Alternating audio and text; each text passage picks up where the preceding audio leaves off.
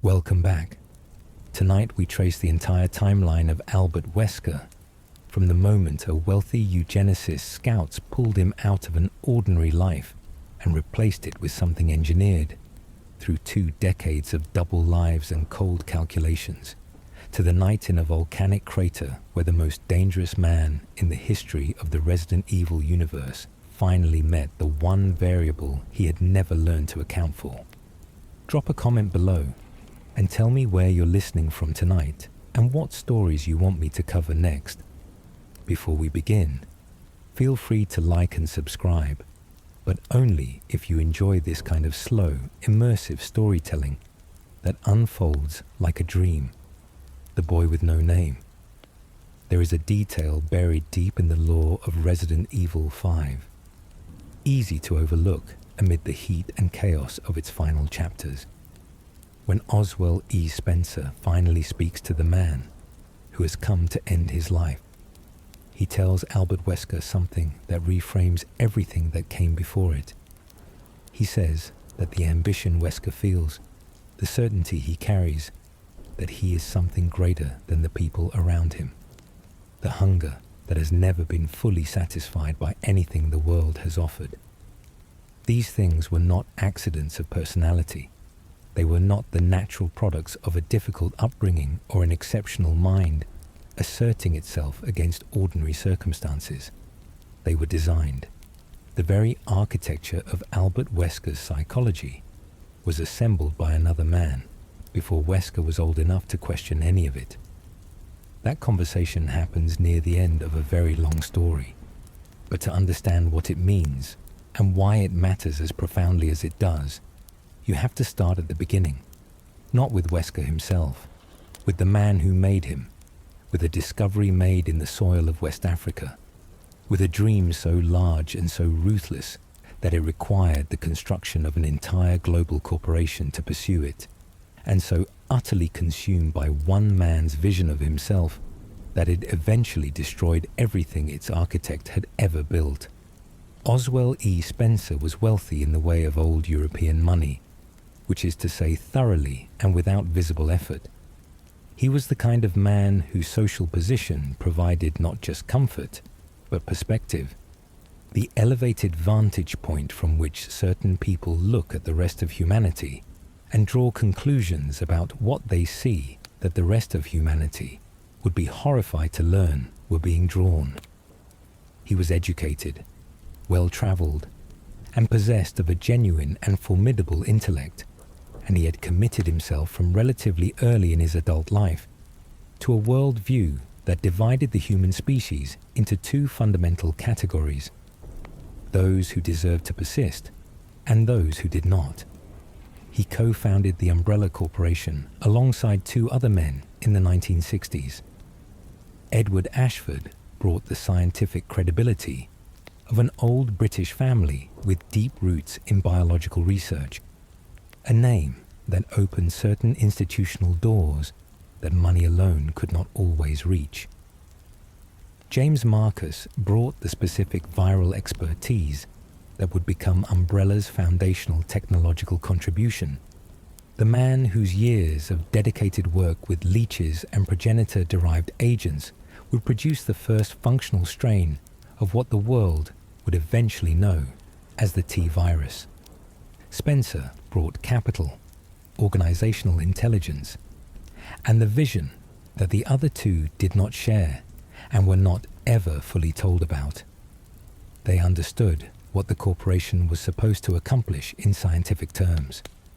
Spencer understood what it was actually for. The public face of Umbrella was pharmaceutical. Aspirin brands with clean packaging and names that sounded trustworthy. Wound care products. Over-the-counter remedies available at the local drugstore in small Midwestern American cities. These products were real. Their revenues were real. Spencer understood their value precisely because of what they were not. They were not what Umbrella was actually building. The pharmaceutical front was the respectable surface of an institution whose real work was hidden in laboratories that the public would never see, pursuing a research agenda that would have been prosecuted as crimes against humanity if anyone outside Umbrella's inner circle had understood it clearly enough to name it. The discovery that made Spencer's real project possible was the progenitor virus. He had found it, or rather, had funded and organized the expedition that found it in a remote region of West Africa, in the ruins of an ancient settlement whose people called the Ndipaya, and who had inhabited the area for generations without ever fully understanding what grew in the cavern system beneath their community. A rare species of flower, cultivating in conditions of darkness and humidity that preserved it from outside observation, was the host for an organism unlike anything in the available scientific literature. Researchers who eventually examined it under controlled conditions estimated its evolutionary age at hundreds of millions of years, possibly significantly longer. It behaved as a typical retrovirus in some respects, and as something that existed outside normal classification in others. Its most extraordinary property, the one that arrested Spencer's attention completely and redirected the trajectory of his life, was this. Under specific conditions, this virus could reverse cellular death. It could rebuild recently deceased cellular structures at a molecular level. It could reanimate the recently dead in ways that no existing biological science had a framework to adequately describe. Spencer did not see a medical application. He did not spend time thinking about what this might mean for the treatment of disease or the prevention of human suffering, or any of the ways that ordinary scientists with ordinary humanist values would have spent most of their time thinking about the implications of something this extraordinary. He saw a mechanism, a biological tool through which the question he had been privately developing for years, the question of how to make permanent and real and genuinely irreversible the division between those who deserved to continue and those who did not, might finally have an answer rooted in nature rather than merely in ideology. Biology was cleaner than politics. It did not require argument or social consensus or ongoing enforcement. It simply worked, or it did not, and those who survived the work were defined by their survival as genuinely exceptional in the only sense Spencer recognized as meaningful. His vision was specific and total in its scope. A new race of human beings, virally enhanced, physically superior to the unmodified population, intellectually elevated beyond the limits of ordinary human biology. These would be his inheritors, the people who would govern the re-engineered world that followed the transformation.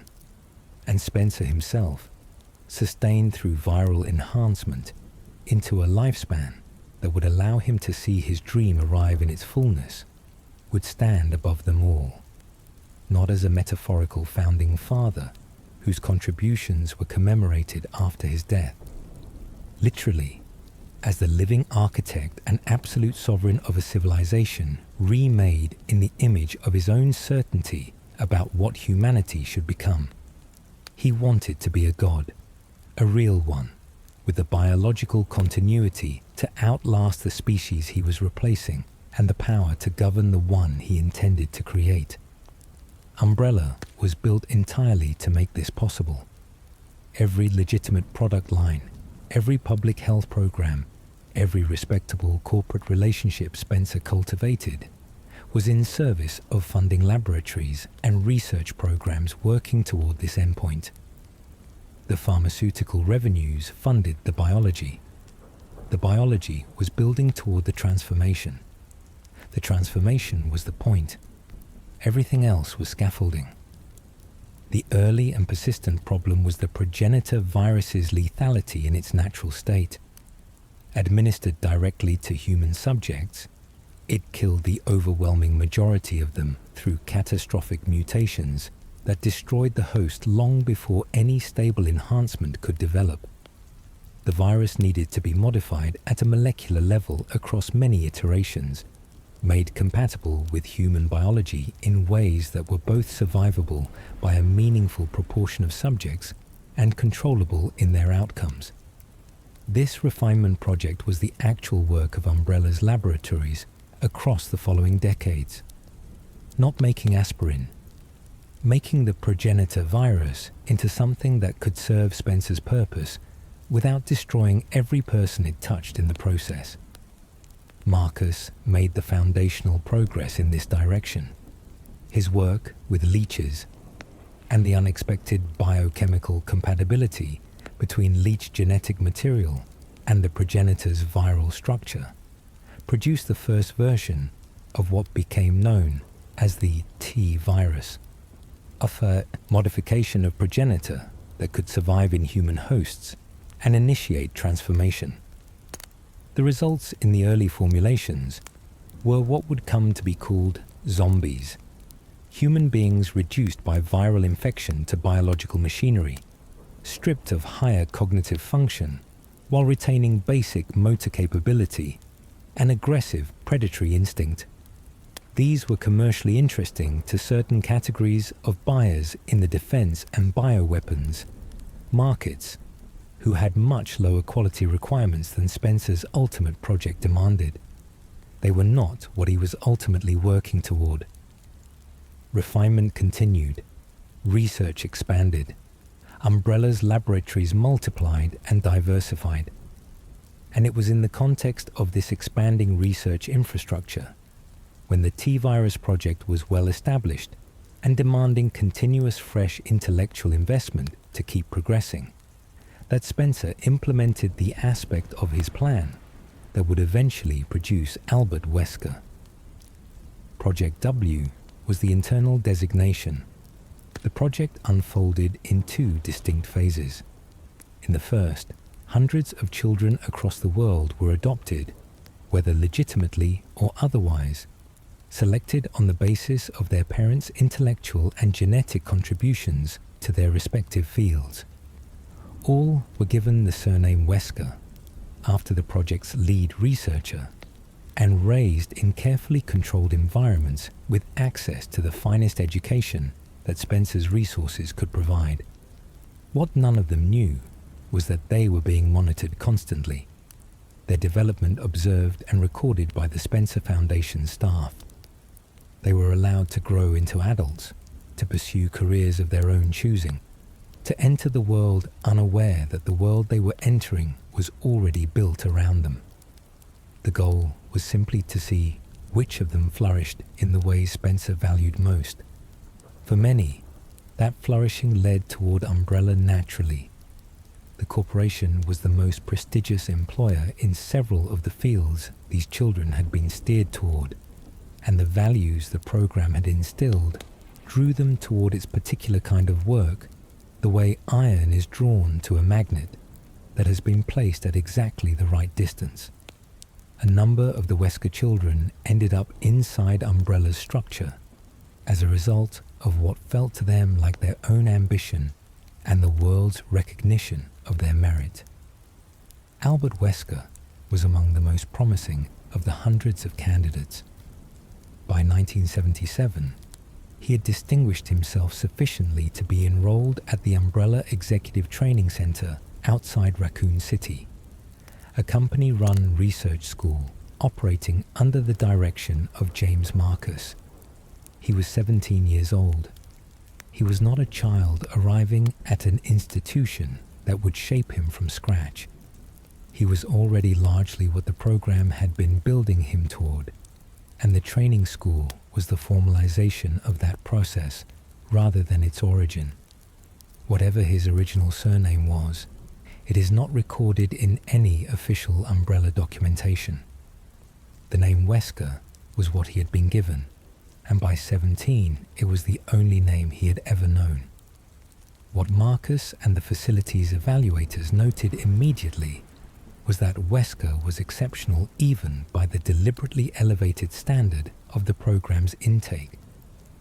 His ability to retain and process complex information was unlike anything the faculty had encountered in a student his age.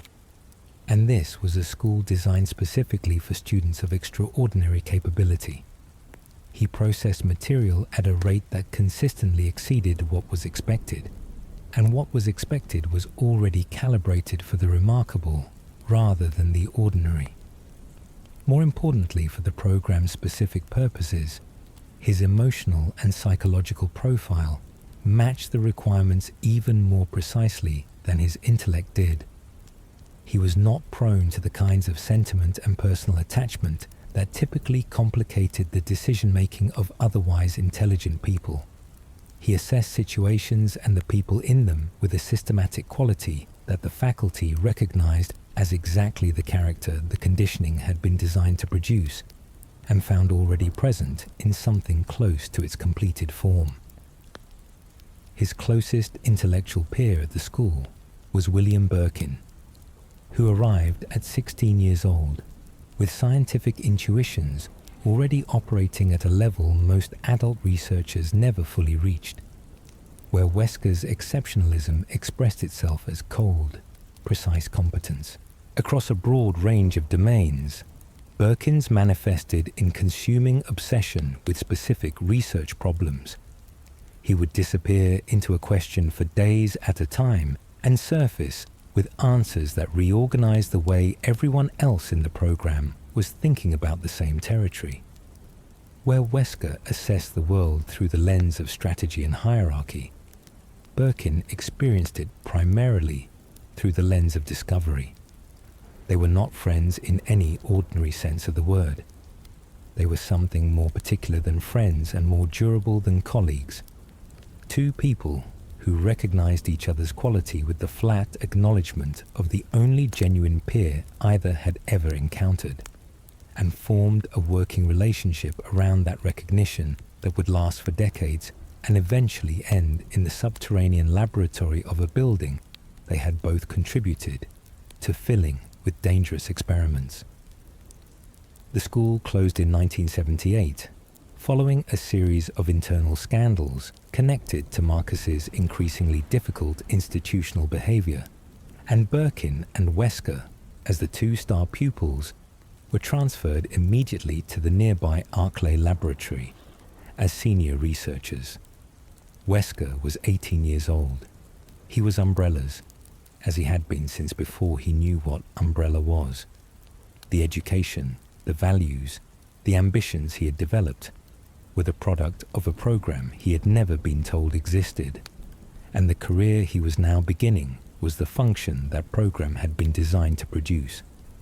What he did not know, and what Spencer had no intention of telling him for 29 more years, was the specific nature of the destination all of that development had been aimed toward. Project W's first phase had produced hundreds of candidates. By 1998, Spencer and his team had narrowed the pool to 13, the ones who had flourished most completely in the directions the program had set for them, the ones whose genetic profiles the ongoing research indicated were most likely to survive what came next. Those 13 would be administered the final refined T-virus strain. Those who survived the infection would become the first generation of Spencer's new race. Those who did not survive were the cost of the selection process, and the conditioning they had received throughout their lives had prepared them, at least philosophically, to accept that such a calculus was simply the way the world worked. 11 of the 13 did not survive the viral administration. The infection killed them, as it was expected to kill most who received it. Of the two who remained, Albert Wesker was the more physically exceptional result, the one who had not only survived but emerged transformed in ways that exceeded the projections.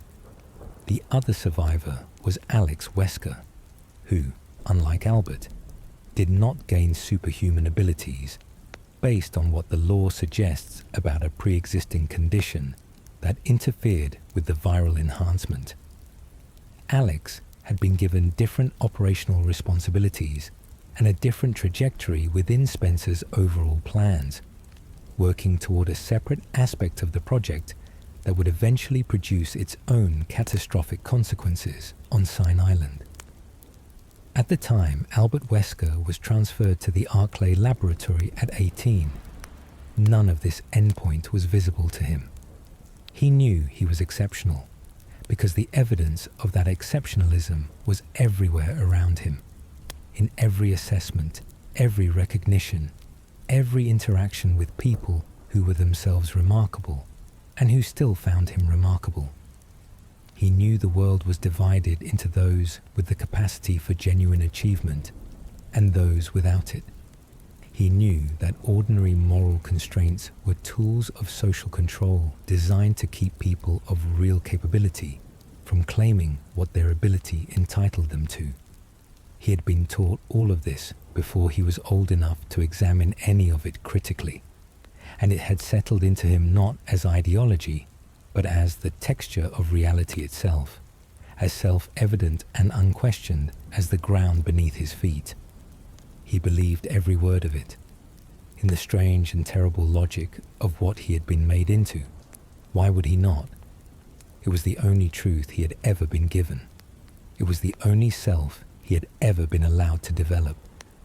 The conditioning was thorough enough, and the reinforcement through his formative years consistent enough, that the distinction between what Albert Wesker authentically felt and what Albert Wesker had been made to feel was not a distinction he had any mechanism to perceive. It was all simply who he was. That is the beginning of the story. A person who was given no genuine choice about the person he would become, growing up into a man who spent 40 years acting on beliefs he never questioned, because he had never been given the conditions that might have let him question them. The Arklay Years.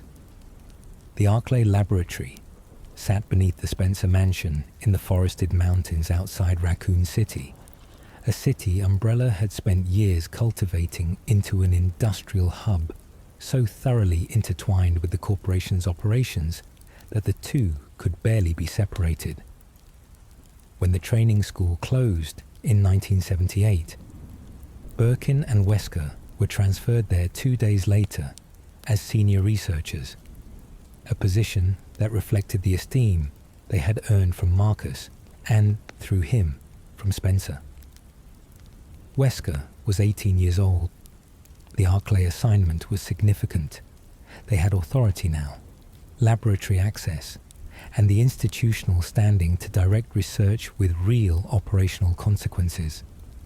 The transition from school to active research was, for Wesker, a clarification. The training had been about becoming. Arklay was about doing. James Marcus was still directing the foundational research at this point. He was still the most important scientific figure in the T-virus project's development, still the man who had made the breakthrough with leech genetic material that produced the first functional viral strain, and still, increasingly, a difficult personality to navigate around. Marcus understood his own indispensability with a clarity that had produced in him a proprietary quality about the research that made collaboration uncomfortable and delegation impossible. His work was genuinely exceptional. His institutional behavior was consistently challenging. He ran the facility as though it belonged to him personally, which in his mind it effectively did, having contributed the foundational science on which everything else was built. Wesker and Birkin learned from him genuinely in the early period of their Arklay assignment. Whatever their relationship to his institutional authority, his technical insights were real, and absorbing them from direct proximity to the person who had developed them was more efficient than reconstructing them independently. They worked alongside him on the ongoing development of the leech-derived T-virus strain, contributing to the problems of viral stability across different host biologies and the transmissibility issues that made early formulations limited in their practical applications, even for buyers with reduced quality requirements. Spencer's instructions regarding Marcus's eventual removal had been implicit in the terms of Wesker and Birkin's placement at Arklay. The research Marcus had developed was Umbrella's intellectual property, which meant Spencer's intellectual property, and when the time came to ensure it remained with Spencer, rather than with the man who had produced it, the two young researchers would be the mechanism of that transfer. They had already demonstrated their orientation on this question by stealing a sample of Marcus's completed T-virus strain as the unofficial condition of their immediate employment at the training center's closure. In 1988, the explicit order arrived. Marcus was killed. His body was disposed of in the Arklay wilderness with the clean efficiency that had become characteristic of everything Wesker planned and executed. What followed was not clean, because the single element that no one had adequately considered, a specific leech that Marcus had been working with at the time of his death, one that had been exposed to the T-virus over a sustained experimental period and had developed a cellular complexity that was genuinely unusual, even by the standards of what prolonged viral research produced, consumed Marcus's tissue in the days after his death in the mountains. Over the following decade, processing his genetic material alongside its own accumulated viral modifications, it developed a consciousness that believed itself to be James Marcus, returned from death with complete memory of everything that had been done to him, and burning with the accumulated grievances of a man who understood exactly who had arranged his murder and why. This entity, known eventually as the Queen Leech, spent 10 years building its intelligence, developing its colony of virally modified leeches, and waiting for the moment when it would be capable of returning to the facilities adjacent to the Spencer mansion and taking its revenge on the organization that had killed the man it believed itself to be. It would not become active in its assault until 1998. When it did, its attack on the training facility and the surrounding Arklay region would generate precisely the kind of localized crisis that provided cover for Wesker's own plan. The consequences of killing Marcus were not clean. They were delayed, and the delay made them more comprehensive when they finally arrived. With Marcus removed from the institutional picture, the T-Virus project's direction belonged primarily to Wesker and Birkin, and the research expanded in ways that reflected both their individual priorities and the increasing commercial demands Umbrella's leadership was placing on the program. Birkin became progressively more focused on a separate viral line he had been developing in parallel with his official work, derived from his observations of how certain exceptional hosts responded to standard T-virus infection in ways that produced extreme and qualitatively different mutation patterns rather than the standard zombie transformation.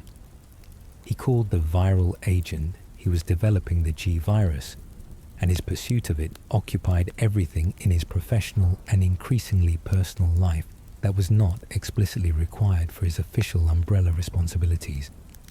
For Birkin, the G-virus was not a research project. It was a calling.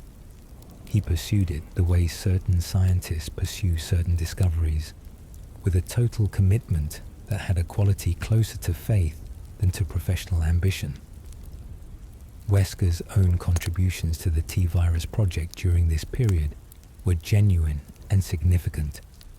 He was not a peripheral figure in its progress, coasting on the reputation his early assessment scores had established. His work on the structural compatibility between different T-Virus formulations and different categories of human biological profiles contributed to the development of the Tyrant research line, which was becoming Umbrella's most commercially valuable bioweapon category, and the project Spencer was most personally invested in seeing reach maturity. A Tyrant represented the theoretical fulfillment of what the initial zombie research had suggested was possible: a human-derived organism capable of absorbing extreme physical damage and dealing it in return, retaining enough cognitive structure to follow basic operational directives, and powerful enough to represent a genuine military advantage against any conventionally armed opposition. The T-002 model, housed at Arklay by the late 1990s, was the furthest any Tyrant development had progressed, and Wesker had contributed to the research frameworks that made it possible. The darkly symmetrical element of this contribution is worth noting. Wesker helped design and develop the biological weapon that he later planned to use to kill himself. Using the viral transformation that would result from that apparent death as the mechanism of his escape from everything he had built at Umbrella. He knew the T-002's capabilities better than anyone outside the core development team. He knew exactly how much damage it was capable of delivering, and he knew, in the theoretical projections of the prototype virus William Birkin had been developing, whether a body subjected to that damage at the right moment could be expected to come back from it. Even as the official research proceeded on its scheduled timeline, his parallel thinking was running in a different direction. The unnamed rival company that competed with Umbrella in the biological weapons market had made initial contact with him several years before the Mansion incident, and their relationship had grown in operational specificity across the intervening time. They wanted what Umbrella's research had produced: access to the data and the knowledge and the actual biological materials that represented decades of development. He wanted out of a structure where his position would always be bounded by his subordinate relationship to Spencer's agenda. Within Umbrella, no matter how exceptional his contributions or how senior his position, he was ultimately a component in someone else's vision. That was not a condition he was constitutionally capable of accepting indefinitely. The conditioning at the training center had been thorough, enough to produce a man who could not genuinely tolerate subordination to any external authority. And 2 decades of patient positioning did not change that underlying fact. The plan he constructed was audacious in a way that reflected everything about how his mind worked when operating at its fullest capacity. He would not defect. Defection was observable, investigable, and would result in pursuit. He would die. He would die visibly at the hands of the most powerful biological weapon in the Arklay laboratory, in front of witnesses sufficient to make his death a documented fact rather than a possibility. Before that happened, he would administer to himself the prototype viral strain that William Birkin had developed under Spencer's direction for the Project W endpoint. A strain designed to allow genetically compatible hosts to survive lethal trauma and emerge from the other side of it transformed. The viral strain had never been administered to a living compatible subject under controlled conditions, which meant there was no confirmed survival rate to work from. The theoretical documentation projected a meaningful probability of successful transformation in a genetically compatible host. But projections and confirmation are different things. What the available evidence suggested was that compatibility was the most important variable, and compatibility was the one thing Spencer's people had spent years verifying he possessed. He accepted the uncertainty. The alternative was remaining indefinitely in a position his fundamental nature made genuinely intolerable. The plan required one final element: the right context. A controlled situation in which his encounter with the T-002 could occur naturally, within circumstances that generated both the chaos necessary for his escape and the specific audience of people whose subsequent accounts would constitute the record of his death. He needed people sent into the Arklay laboratory by an authority with enough standing that their testimony would be treated as definitive. The murders in the Raccoon City forests, spreading outward from the Arklay laboratory's quietly failing containment systems, beginning in May 1998, were producing that context faster than he had anticipated. The infections were moving into the surrounding civilian areas. The local police department was going to respond, and the STARS unit, whose captain had spent 2 years carefully positioning himself for exactly this moment, was going to be the specific response they sent. The prototype and its price. In the period between 1988 and 1998, roughly a decade of Arklay laboratory work following Marcus's death, Wesker occupied a position that was operationally unusual in ways he was careful never to make visible. He was simultaneously one of Umbrella's most senior and most trusted researchers, and, from 1996 onward, the captain of a specialized law enforcement unit, whose access to information about the corporation's local operations was significant. He was an asset of a competing organization that was receiving intelligence briefings from inside Umbrella's research structure, and a man in the process of developing and executing a plan for his own transformation that required every element of these overlapping roles to be perfectly balanced against the others. The Tyrant Project work during this period was real, and it was his.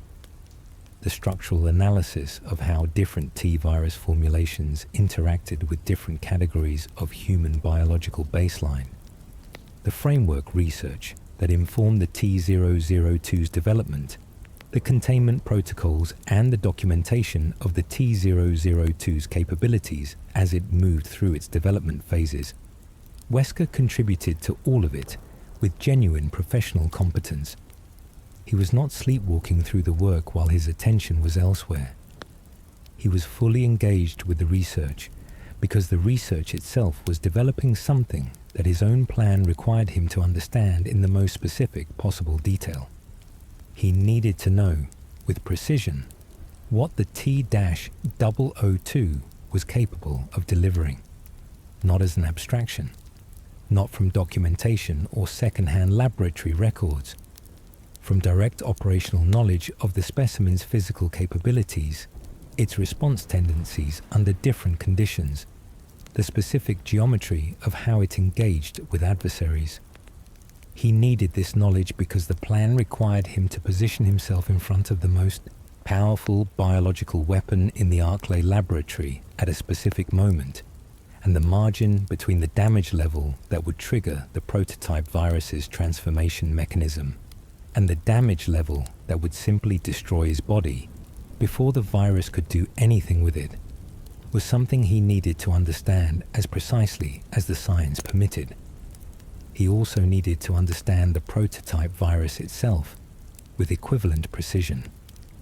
The T. Wesker strain that Birkin had developed under Spencer's Project W directive was a formulation that had never been tested in a living subject, because the conditions required to test it properly, specifically a genetically compatible host experiencing fatal trauma, were not the kind of thing that could be replicated in a standard laboratory setting without producing exactly the operational scenario that Wesker was planning to create. He studied the theoretical documentation with the same exhaustive attention he brought to the T-002 research, understanding the projected mechanisms, identifying where the uncertainty in the projections was highest, calculating his tolerance for the risk that the uncertainty represented. The honest answer was that no one knew what the failure rate was. The viral strain had never been properly tested, and the theoretical projections were exactly that. Projections. Most people, confronted with a plan whose primary mechanism involved allowing a biological weapon to kill them on the assumption that a novel and untested viral formulation would bring them back, would have treated the uncertainty itself as the disqualifying factor. Wesker was not most people. He had been formed into someone for whom the calculation of acceptable risk was conducted through a framework that had no component corresponding to the ordinary human attachment to continued existence that makes most people experience irreversible death as categorically unacceptable rather than merely highly undesirable. The conditioning had processed out of him the gut-level resistance to personal non-existence that functions in ordinary people as a fundamental orientation toward survival that overrides most rational calculations about acceptable trade-offs. He accepted the uncertainty and worked around it by ensuring that every other element of the plan was as controlled as possible. The timing of the viral administration relative to the tyrant encounter, the specific angle of engagement, the positioning within the chamber that would produce the required damage level, rather than either more or less than the transformation needed. Every controllable element was controlled. The only genuinely uncontrollable element was the virus, and the only available preparation for that uncertainty was the genetic compatibility that Project W had spent years confirming he possessed.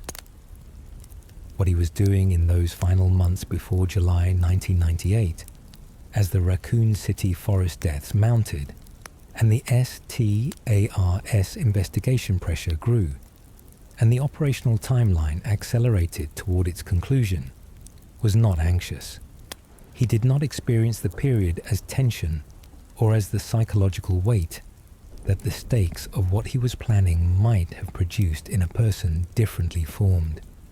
He experienced it as the final phase of a plan he had been working on for years, arriving at the execution moment on the schedule he had projected, requiring only the final operational steps that he had rehearsed mentally hundreds of times to complete the transition from what he was to what he intended to become.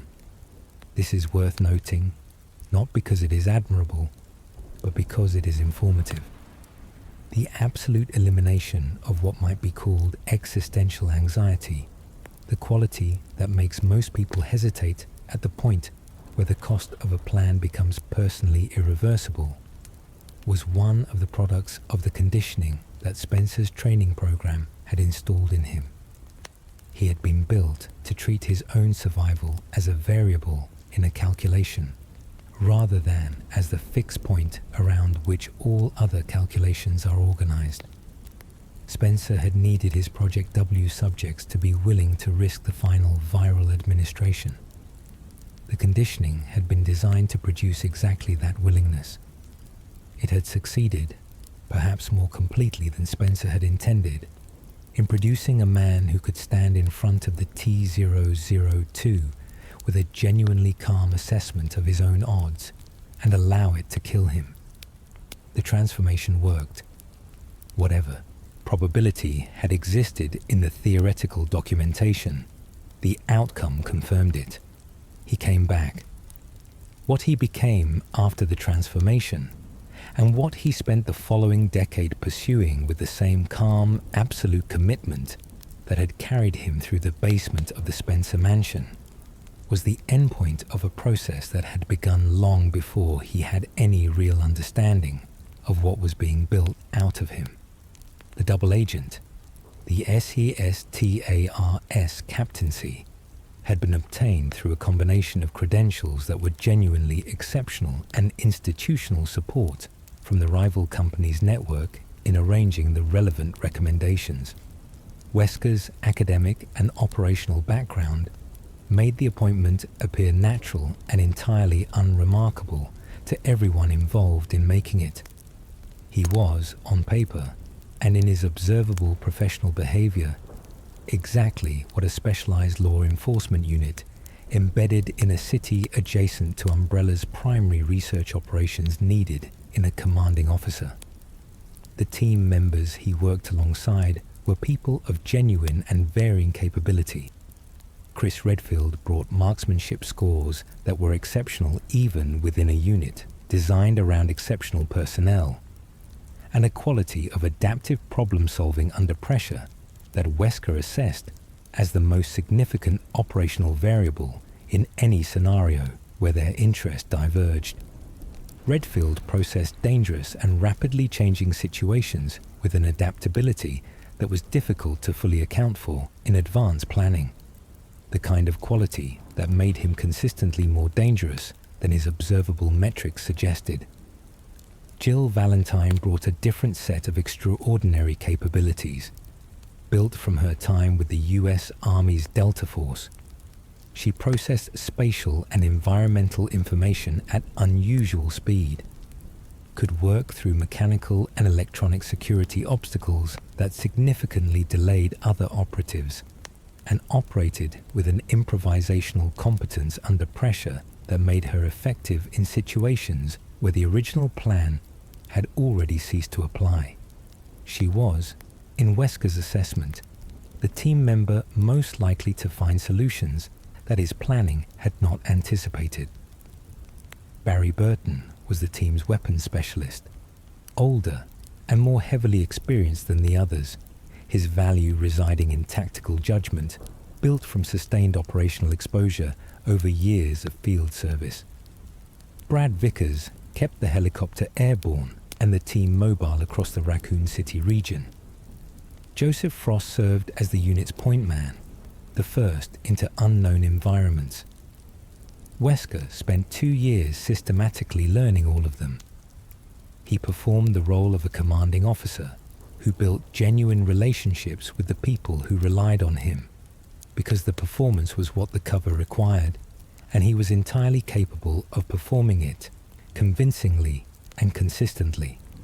What he was actually doing throughout those 2 years was cataloging, mapping individual capabilities against specific categories of threat scenario, identifying the interpersonal dynamics that would govern each person's decision-making when external pressure reached the point where standard training protocols stopped providing reliable guidance, noting, for each team member, the specific vulnerabilities that could be pressed if their cooperation needed to be redirected, rather than relied upon.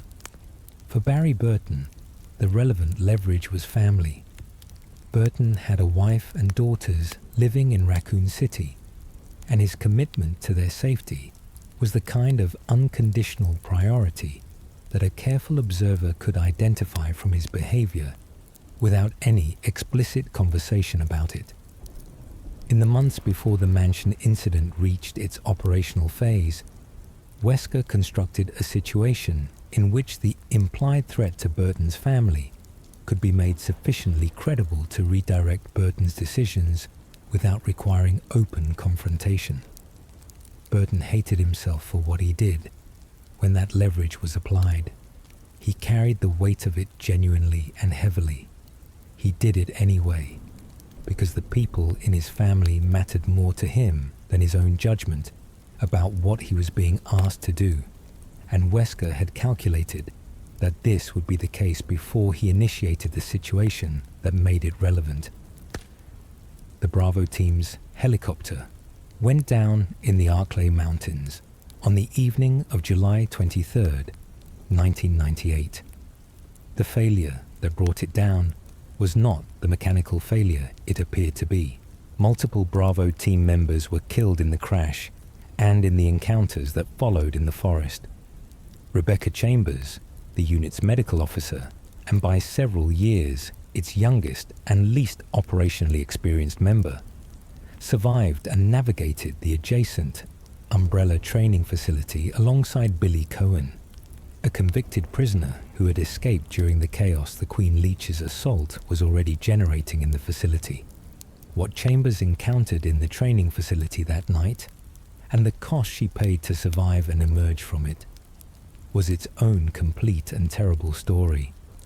When Alpha Team was dispatched on the afternoon of July 24th to locate the missing Bravo team and investigate the situation in the Arklay Mountains, Wesker led them to the Spencer mansion, knowing with precision what was waiting for them inside it.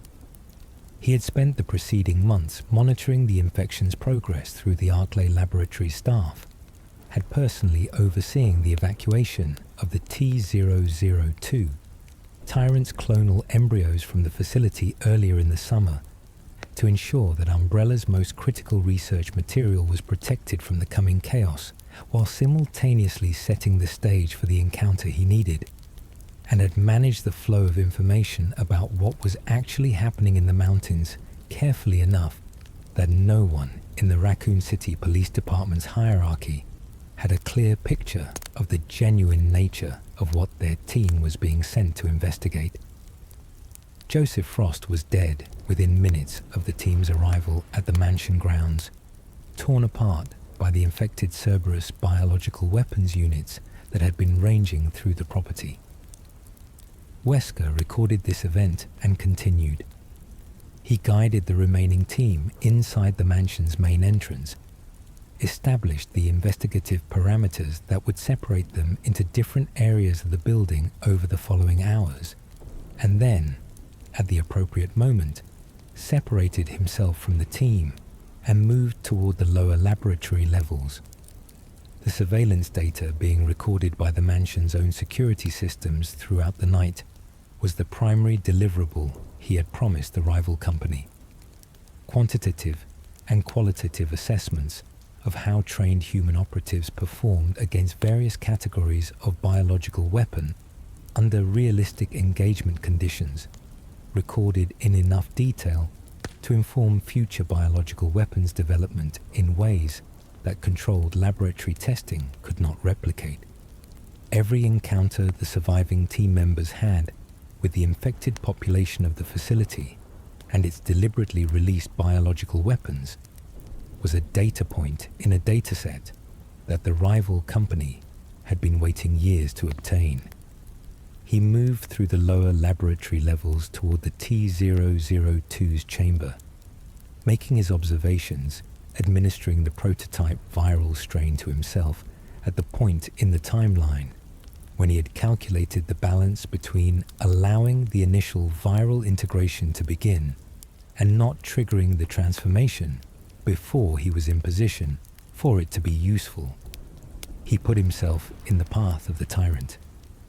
He prepared himself with whatever form of preparation is available to someone who has calculated the cost and committed to it for what came next, and then he let it kill him.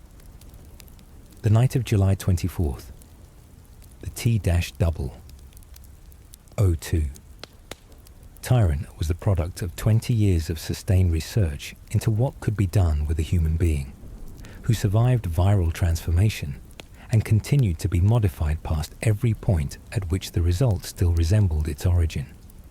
It was enormous, its physical structure the product of deliberate engineering, applied to an already exceptional baseline. The accumulation of everything the T-Virus project had learned about pushing biological parameters beyond their ordinary limits. One arm had developed into a biological weapon, a calcified and enormously dense organic appendage that functioned as a blade capable of penetrating hardened materials. Its operational intelligence was sufficient to identify and pursue targets with purposeful aggression. Against it, conventional firearms represented a credible threat only under sustained concentrated fire over time. When it drove that arm through Wesker's body in the lower laboratory chamber, the biological damage was of the kind that is classified as incompatible with continued function. His internal organs were disrupted by the impact and its immediate consequences. His body was thrown across the chamber. He stopped moving.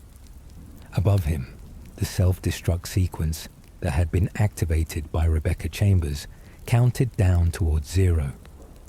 The surviving members of his team were fighting through the building's upper levels toward whatever exit remained open. The tyrant was dealt with subsequently by Redfield and Valentine using experimental weaponry stored in a restricted area of the facility. None of them had any reason to return to the lower chamber and verify whether their captain's body was still doing anything. It was doing something they would not have predicted. The prototype viral strain, administered in the hours before the confrontation with the tyrant, had already begun its initial integration when Wesker died. The T. Wesker strain, as researchers would later designate it, had been developed with a specific functional architecture.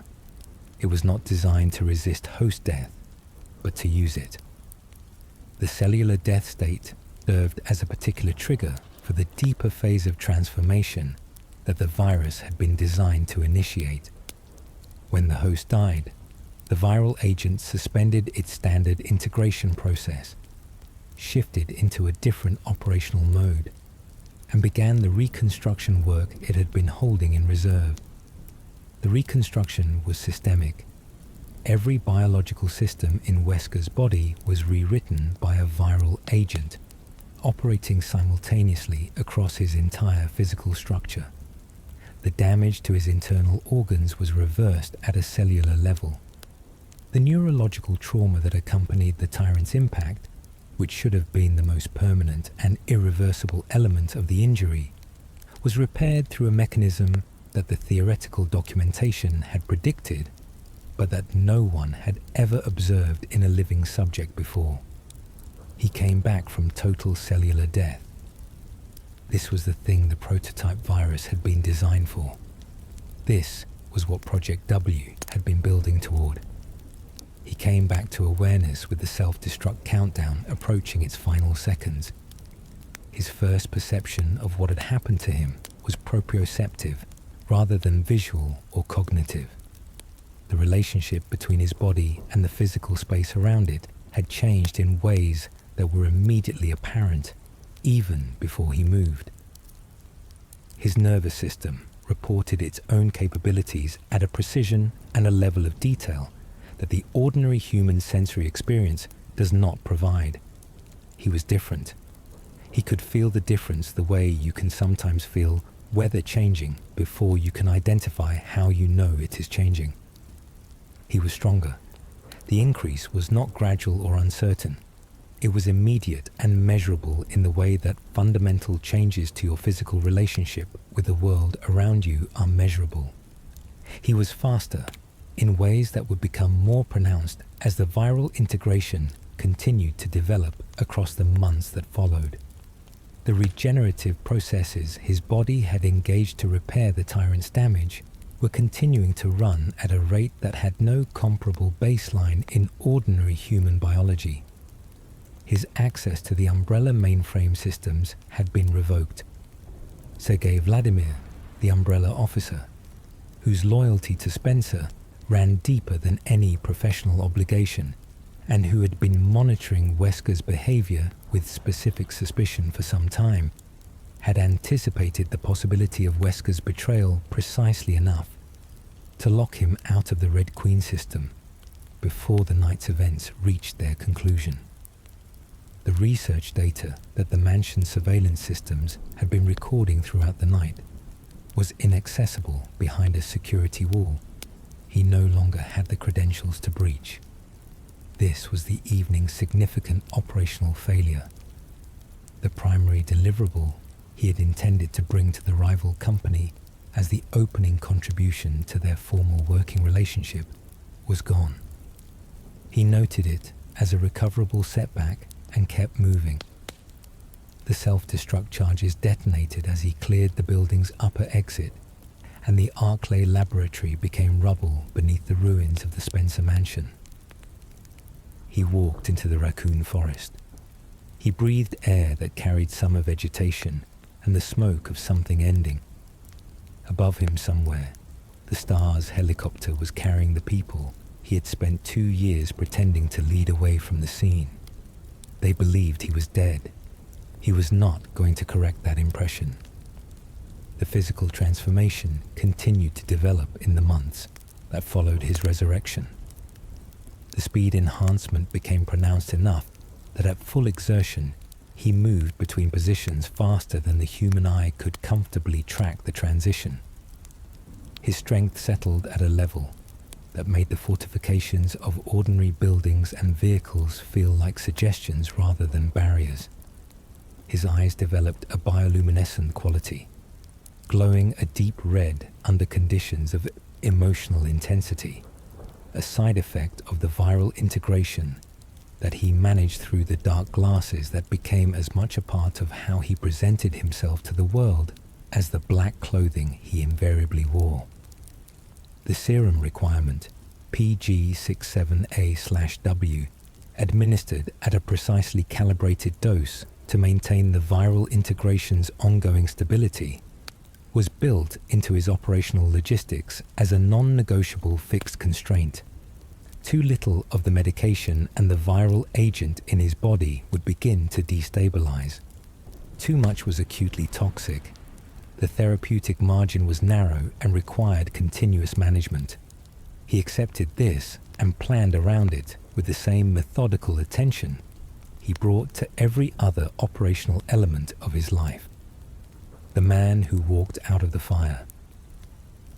In October 1998, 3 months after the night in the Spencer Mansion's basement, the city of Raccoon City was destroyed by a government-authorized thermobaric strike.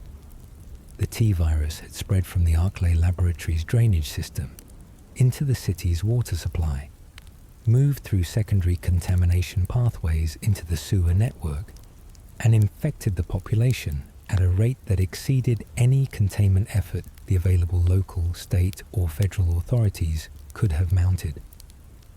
The government made the assessment that no other outcome was achievable and authorized the city's destruction. The crater that was left behind became the most significant single event in the history of biological weapons, the moment when that category of threat moved from the theoretical to the demonstrated at a scale that removed every remaining possibility of institutional denial or public reassurance. Wesker observed it from a distance. He had no particular investment in the city's survival as a settlement.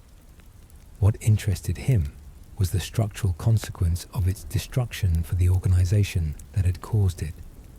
Umbrella could not survive the liability exposure, the criminal responsibility, the civil litigation, the sustained public and political attention that would follow the obliteration of an entire American city by a corporate biological experiment were forces that even Spencer's extraordinary resources and connections could delay, but not ultimately prevent. The end of Umbrella as a functioning institution was now a matter of timing rather than possibility. For Wesker's purposes, Umbrella's approaching collapse was useful in several simultaneous directions. The dissolution of the industry's primary institutional player would scatter its research assets, its personnel with specialized biological knowledge, and its actual viral materials across a market that was about to become dramatically larger and dramatically less regulated. The biological weapons trade, which had existed as a relatively structured and relatively hidden industry, was going to become more open, more widespread, and more chaotic as Umbrella's organizing presence was removed from it. And in that chaos, an individual with the most comprehensive knowledge of those assets that existed anywhere and the physical capabilities to operate in environments that other actors could not safely reach was positioned to benefit from the disorder in ways that went beyond what any ordinary market advantage would provide. He surfaced within the rival company's operational structure and began the formal working relationship that their years of careful communication had been building toward. He was valuable to them in ways that were immediately and completely apparent. His knowledge of Umbrella's research history was comprehensive beyond any comparable source. His connections across the biological weapons market were real and diverse and established across years of careful cultivation, and his physical capabilities placed him in an operational category that simply did not contain any other member of their organization. He was also, as anyone who worked with him for more than a short period began to understand, operating with his own agenda that ran in parallel to theirs rather than in genuine service of it. They understood this. They continued the relationship because their alternative options were significantly less attractive. He identified Excella Gionne at Tricell's Africa division, recognized her ambition and capability, and the particular alignment between her cold assessment of most people around her and the kind of working relationship he was building, and began providing her with selected material from the knowledge base he was accumulating from the Umbrella archives and his own research history. Her career advanced dramatically as a direct result. She became the director of Tricell Africa, controlling laboratory and logistical infrastructure in a region that sat directly adjacent to the Indipaya Caverns in West Africa, where the progenitor flower still grew in the ancient darkness that had preserved it for hundreds of millions of years. The position she reached through the material he shared with her would eventually serve as the operational foundation for the most ambitious biological research project the franchise's history has ever documented. In December 1998, he went to Rockford Island with the HCF to obtain the T. veronica viral sample that the rival company had identified as their next priority acquisition target. Alexia Ashford had spent 15 years in cryogenic suspension, allowing the T. veronica to integrate with her biology at a pace that preserved her cognitive function, and the virus she had developed and administered to herself had properties that made it one of the most coveted biological specimens in the global market for such materials. The assault on Rockford Island was designed to trigger a general T virus release that would create the confusion necessary for his operatives to move through the facility toward their specific objectives. He moved through it personally. The primary objective was not present. Alfred Ashford had already moved Alexia to the Antarctic facility in preparation for her awakening. The T. veronica sample was in Antarctica. And then Chris Redfield stepped out of the burning chaos of what had been a prison corridor, still alive, still looking for him. And Wesker understood, for the first time, that the people he had spent 2 years pretending to lead were not going to stop simply because they had watched him die in the basement of the building he had led them into. He told Redfield that Claire had already gone to Antarctica. He was done on Rockford Island. He had a submarine. He left. The Antarctic confrontation established the precise limits of his post-transformation assessment of his own physical capability relative to the most extreme outcomes of the viral research he had spent his career contributing to. Alexia Ashford had emerged from 15 years of cryogenic integration as something that operated in a different class of biological power than he had anticipated. She told him he was not worthy of what she carried. Then she demonstrated this with a physical facility that no amount of preparation had adequately forecasted. He retreated to the submarine. Alexia was eventually killed by Chris Redfield, using the facility's experimental linear launcher. Steve Burnside died from his T. veronica infection. Wesker's operatives recovered the body. He left the Antarctic with Steve Burnside's preserved corpse as the only T. veronica material the operation had produced, and went back into the operational dark to recalculate. The man in the shadows.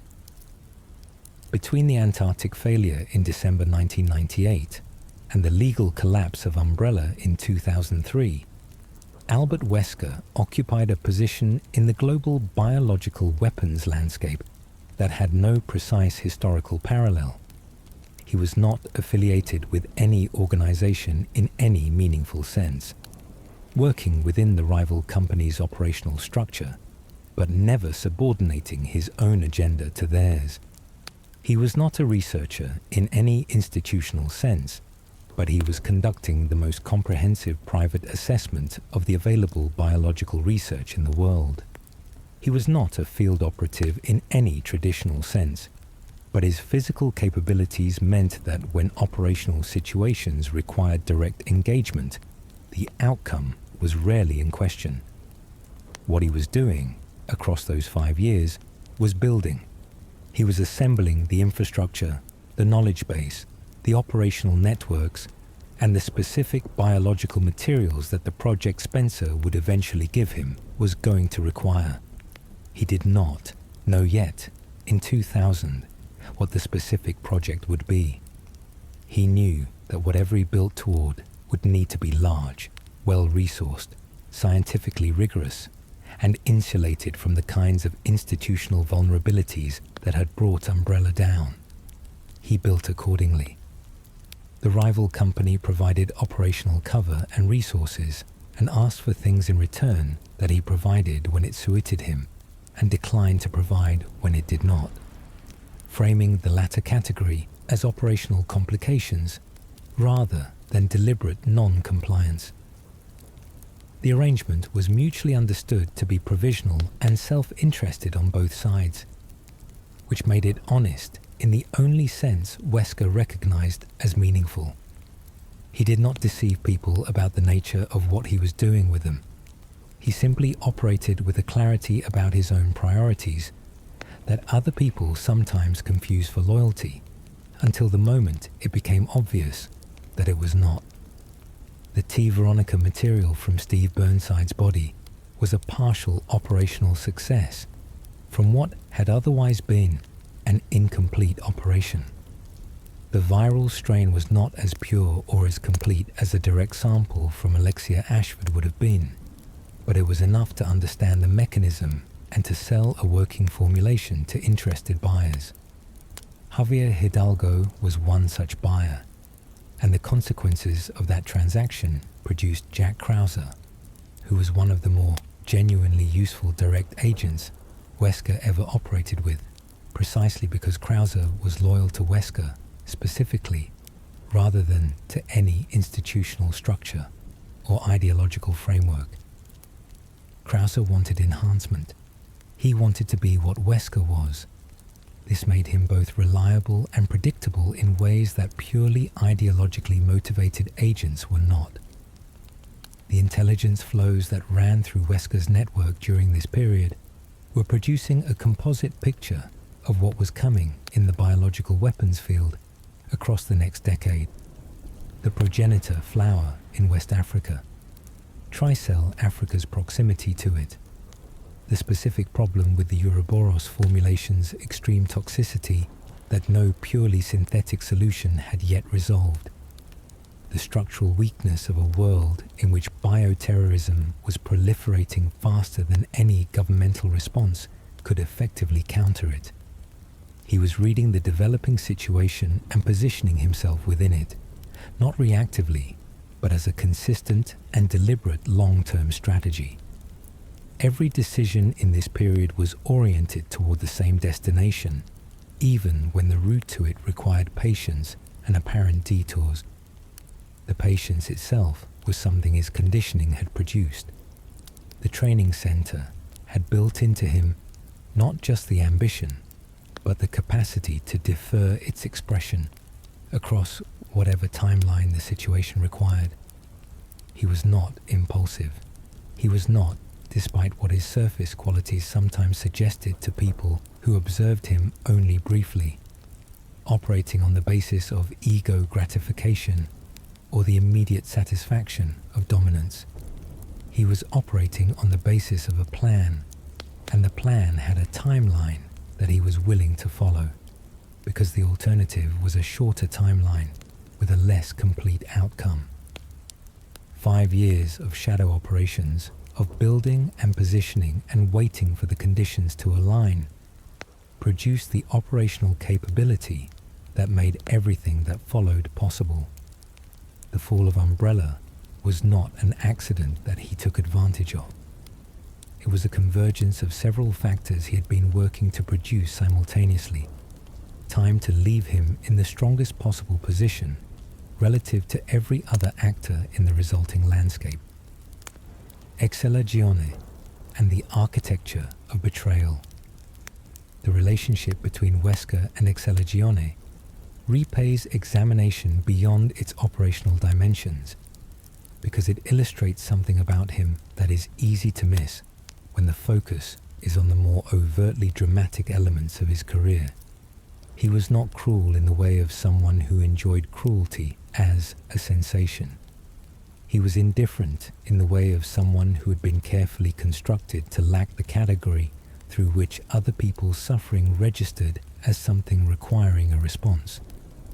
The distinction matters because it changes what the relationship with Excella actually was, and what it tells you about the person who conducted it.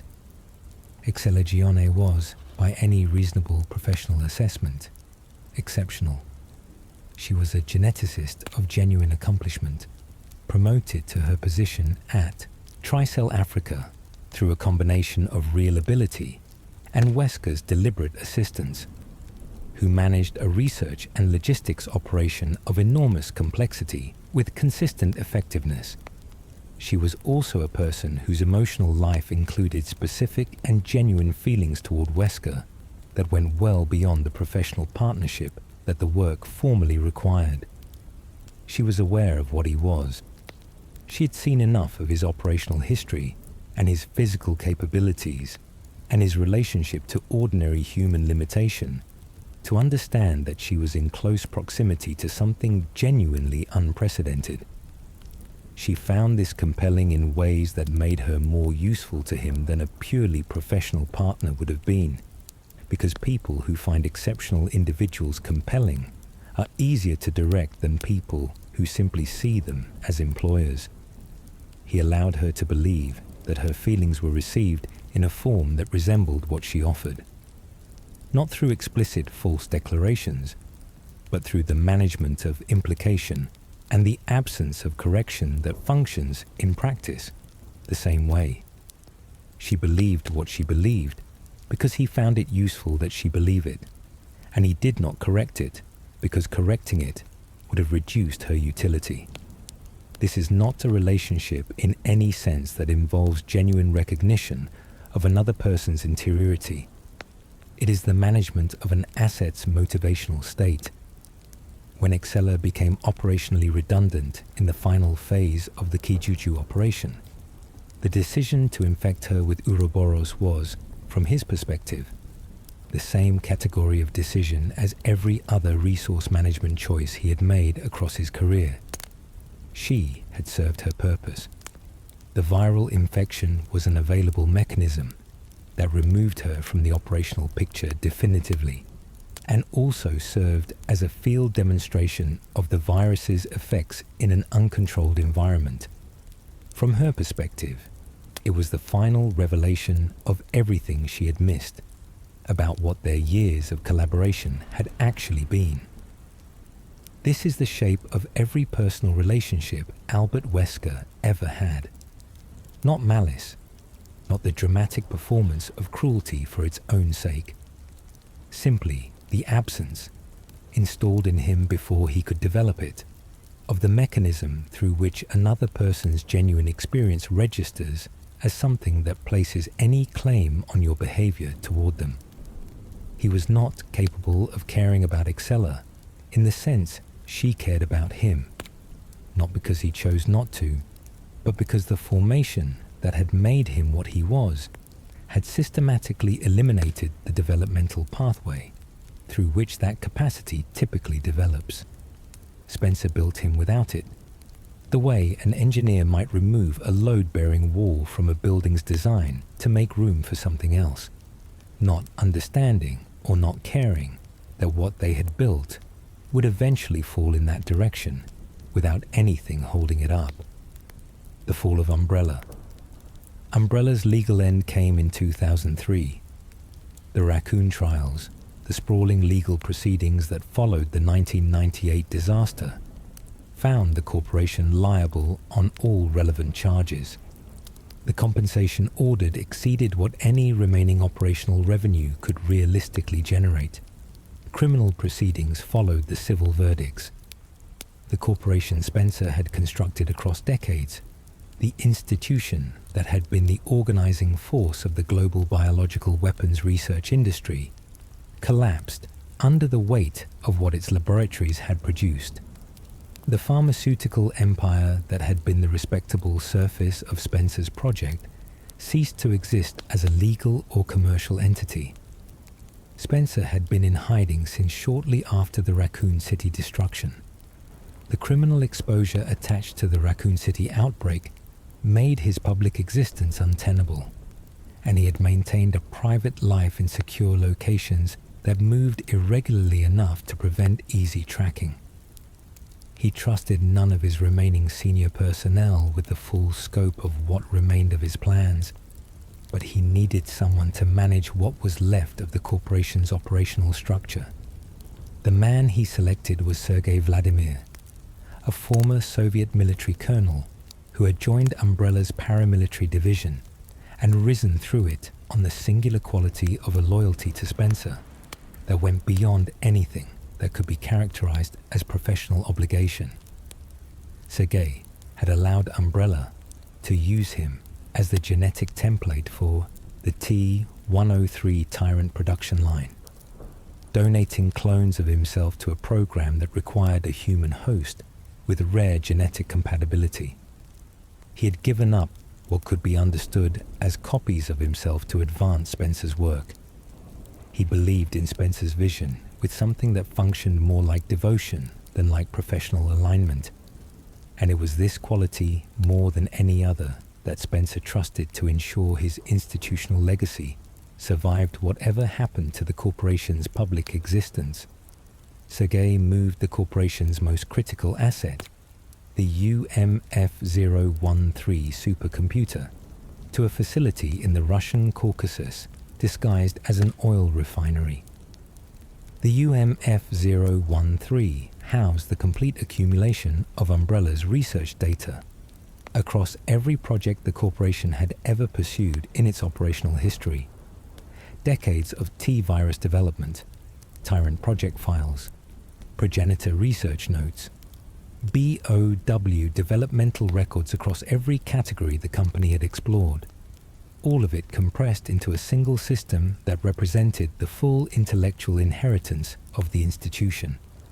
If Umbrella's legal existence was destroyed, this data represented the possibility of reconstruction, or at minimum, the survival of the research that had been the point of everything else. The Red Queen artificial intelligence system protecting the supercomputer's contents was the same AI that had locked Wesker out of the Arklay mainframe on the night of July 24th, 1998. He had not forgotten this, and he had not stopped tracking the UMF-013's location in the years since. In early 2003, the rival company's intelligence network identified unusual biological activity in the Caucasus region, the specific pattern consistent with an uncontrolled outbreak at an unidentified industrial installation. Wesker understood what he was looking at within hours of receiving the report and moved within days. The facility was already in serious crisis when he arrived. The outbreak had eliminated the overwhelming majority of the research staff. The Hunter Delta biological weapons units that had been stored in the facility's containment systems had escaped their enclosures and were moving through the building's corridors. The operational infrastructure was degrading as the personnel who maintained it became part of the problem they had been trying to contain. For Wesker, this kind of environmental condition was deeply familiar territory. He had navigated the same basic parameters at the Spencer Mansion, at Rockfort Island, in the Antarctic base. A building in the process of biological collapse, its human population converted by the infection into threats or casualties, its security systems continuing to operate without the human direction they had been designed to support. He moved through the facility with the efficiency of someone who knew this particular kind of chaos intimately and had a body significantly better suited to surviving it than an ordinary human being's. Chris Redfield and Jill Valentine had also been directed to the facility by their anti-bioterrorism organization, dispatched to investigate and, if possible, to locate and destroy whatever remained of Umbrella's operational capacity in the region. Their objectives overlapped with Wesker's only in the sense that both required penetrating the facility's interior. In every other respect, they diverged completely. He encountered them somewhere in the building's middle sections, moving through the same compromised corridors toward different destinations. He assessed their status, determined they were occupied enough with their own operational situation to be safely ignorable, and continued toward the UMF-013's location. Sergei confronted him in the facility's deeper secure sections. After having already deployed both his Ivan Tyrant personal bodyguards and the TALOS prototype, the facility's most sophisticated defensive biological weapon, against the BSAA team operating elsewhere in the building. The confrontation with the Uyvens was an engagement that Wesker handled with the efficiency that his enhanced capabilities made possible against opponents in that class. When Sergei finally confronted him directly, having already committed his primary defensive assets elsewhere, and apparently understanding that the two of them were now going to settle something that had been building since the night in the Arklay basement, when Sergei had locked him out of the Red Queen system for the first time, he administered a viral agent to himself that initiated his own transformation. What emerged was powerful and no longer entirely coherent. Sergei had spent decades committing himself to Spencer's vision with a completeness that had, over time, made the boundary between his professional loyalty and his personal identity difficult to locate. The transformation stripped away whatever organizational structure had been keeping those elements nominally separate. What remained was immense physical capability driven by something that functioned more like grief than like tactical thinking. The last act of a man who had given everything he had to a project that was ending and had no framework for accommodating that ending. Wesker ended the confrontation.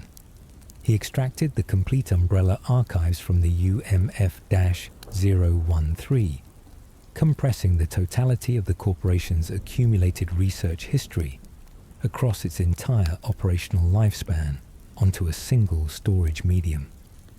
He shut down the Red Queen system that had denied him this data nearly 5 years earlier.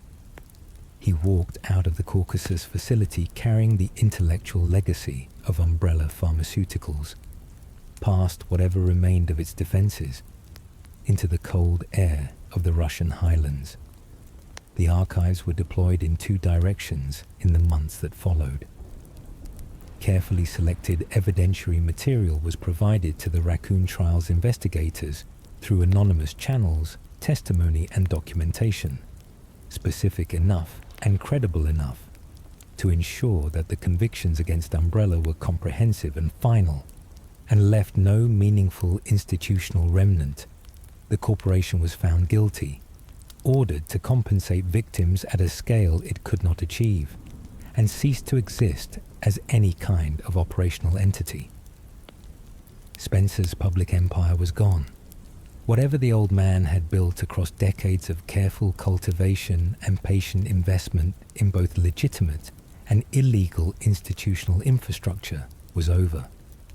The research data from the archives simultaneously made its way into Excella Gionne's hands at Tricell Africa, accelerating the biological research program that was already developing in the Indipaya caverns, and providing the scientific foundation for the Ouroboros project that would eventually become the culmination of everything Wesker had been working toward.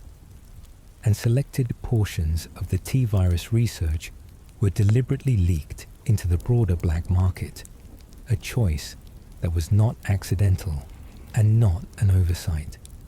The worldwide spread of biological weapons technology that followed Umbrella's collapse was something Wesker actively assisted, because a world in which bioterrorism was widespread and its consequences were visible and active was a world that created the conditions for the kind of centralized biological solution he intended to eventually offer. The chaos he helped create was infrastructure for the resolution he was building. The spider and his webs. By 2003, Wesker's operational position was the strongest it had ever been. He held the complete intellectual archives of the industry's foundational institution and had used them to both destroy that institution and accelerate his own research program. He had physical capabilities that placed him outside the reach of any conventional security measure.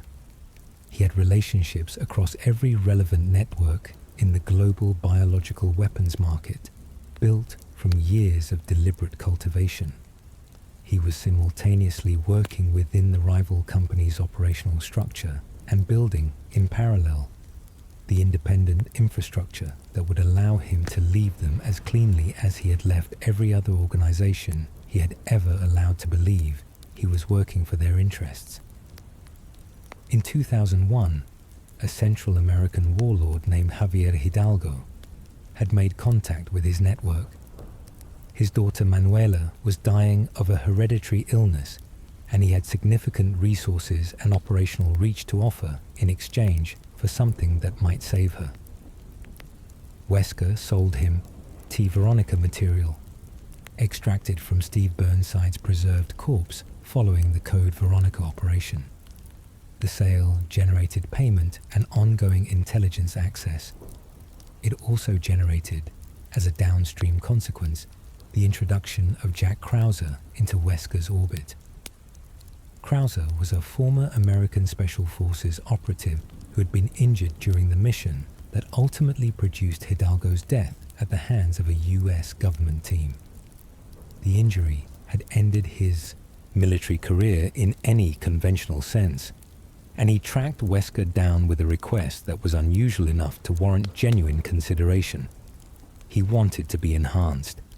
He wanted access to whatever had been done to Wesker to make him what he visibly was. He had the operational skills, the psychological resilience, and the personal commitment of someone who had made a genuine choice about what he was willing to do, rather than someone operating out of calculated interest. Wesker agreed to the working relationship. Krauser faked his own death, disappeared from his former life, and entered Wesker's network as a direct agent with the kind of loyalty that comes from having genuinely and completely committed to a particular person's authority. The intelligence about Los Iluminados and Las Plagas arrived in 2004 through Ada Wong's intercept of communications from a Los Iluminados researcher named Luis Serra, who had been attempting to reach someone who could help him escape the cult he had increasingly come to view as dangerous. The organism the cult had access to was not a conventional virus in any sense that Umbrella's research had previously encountered. Las Plagas was a parasitic organism, ancient in ways that predated Umbrella's entire research history, that integrated with its host neurology in ways that left higher cognitive function completely and permanently intact, while placing the host's behavioral outputs under the control of whoever commanded the dominant strain of the parasite. Hosts infected with Las Plagas could think, reason, remember, communicate everything that was being done to them and being done by them. They simply could not prevent themselves from doing what the parasite directed. The gap between their awareness and their agency was total. This was the capability that every T-virus formulation across 20 years of intensive research had aspired to produce and had never cleanly achieved. Cognitive retention alongside biological control. A host who was both fully functional and fully subject. For Wesker's purposes, and for the biological weapons market more broadly, the implications were straightforward and enormous. He deployed Krauser to infiltrate Los Iluminados through the kidnapping of Ashley Graham, the daughter of the American president, a move designed to serve as both a demonstration of operational capability to cult leader Osman Sadler and as a positioning mechanism that would place Krauser close enough to the inner hierarchy of the cult to obtain a dominant Plaga sample. He deployed Ada Wong as operational backup and liaison. Leon Kennedy arrived in Spain within days of the operation's initiation, dispatched by the US government to recover Ashley, and proceeded to dismantle the cult's operational structure with a methodical thoroughness that no element of Wesker's planning had adequately accounted for. Kennedy neutralized Krauser. He killed Sadler. He recovered Ashley. He was, across the duration of the Spanish operation, a comprehensive problem that no component of Wesker's command structure successfully managed. Ada Wong delivered a subordinate Plaga sample to Wesker and kept the dominant specimen for the rival company, as her secondary employer had instructed. She had been serving two separate agendas throughout the operation, as Wesker had always understood was her nature and her practice, and she had chosen the decisive moment to act on the interest that was not his. He expressed the outcome as operational failure in his communications. In practice, he had already identified the contingency he would execute. Krauser's body still contained the dominant plug material he had self-administered as a personal enhancement attempt. Wesker's operatives recovered the remains. He extracted what he needed from what was left. He had been outmaneuvered by multiple parties simultaneously and still found a way to walk away from the operation with the biological material had gone to Spain to obtain. By 2006, he walked away from the rival company, exactly as he had walked away from Umbrella 8 years earlier. The break was clean because he had been preparing for it long in advance and executed it at a moment entirely of his own choosing, rather than theirs. He took everything that was useful and redirected his full operational resources toward Tricell Africa, toward the Ndipaya caverns, and toward the specific research program that had been building toward the Ouroboros virus for the past several years. He had one remaining obligation first, a conversation he had been owed for 29 years with the person most responsible for what he was and what he had been made to want. The truth about everything.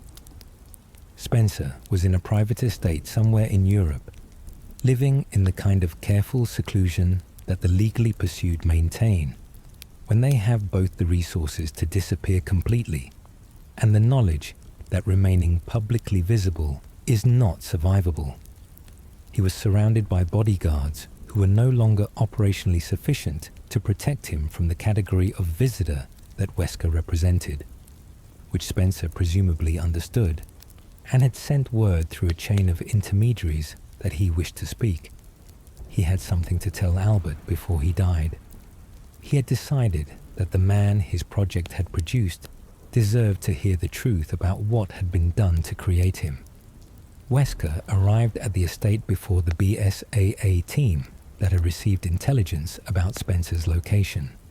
He moved through the estate's security measures with the efficiency that 11 years of post-transformation operational experience and the physical capabilities that had been developing across that period made possible.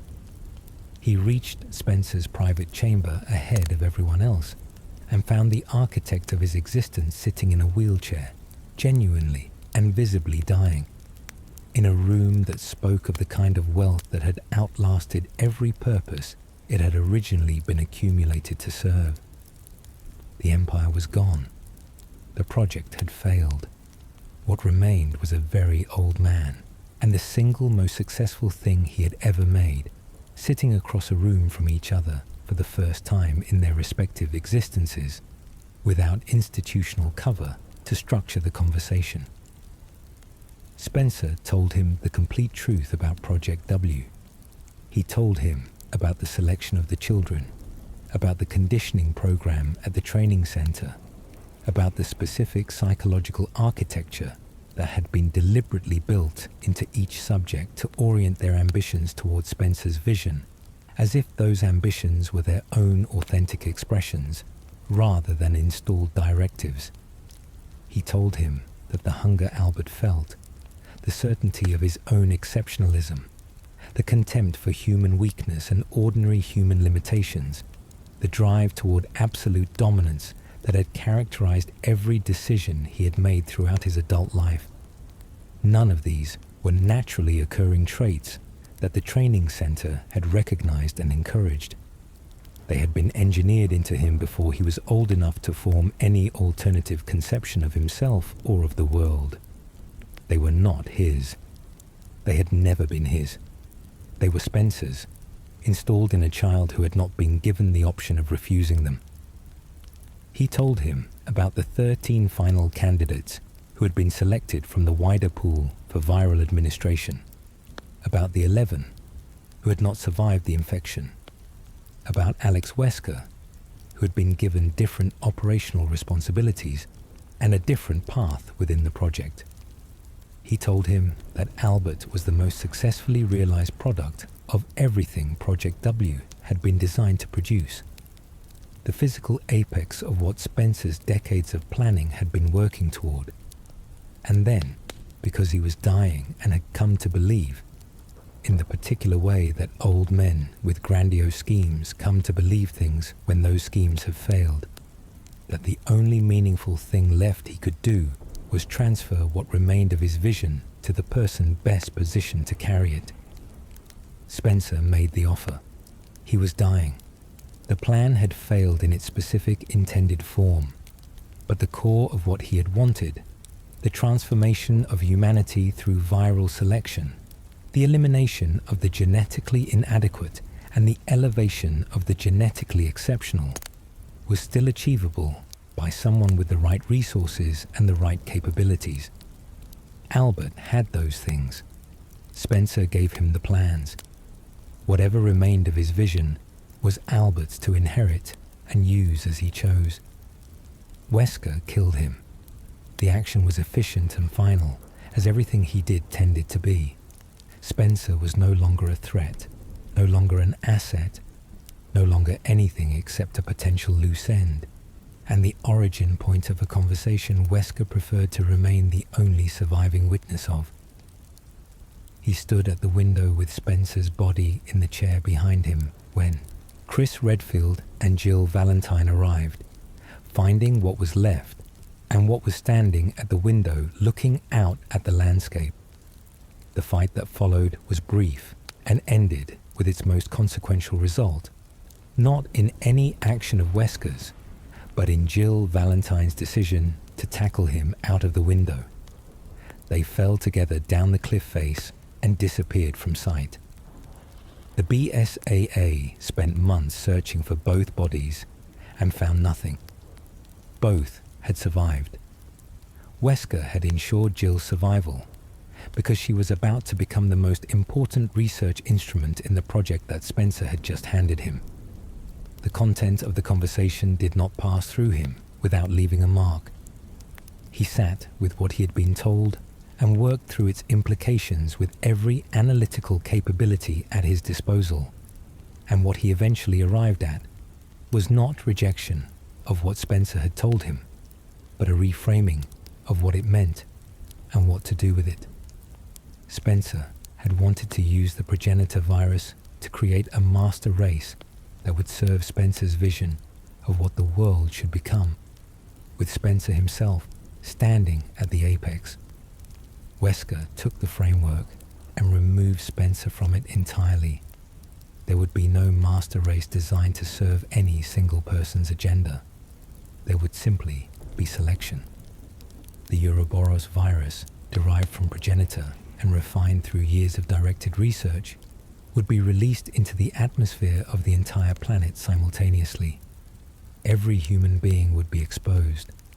Those with the genetic compatibility to survive the infection would be transformed and elevated.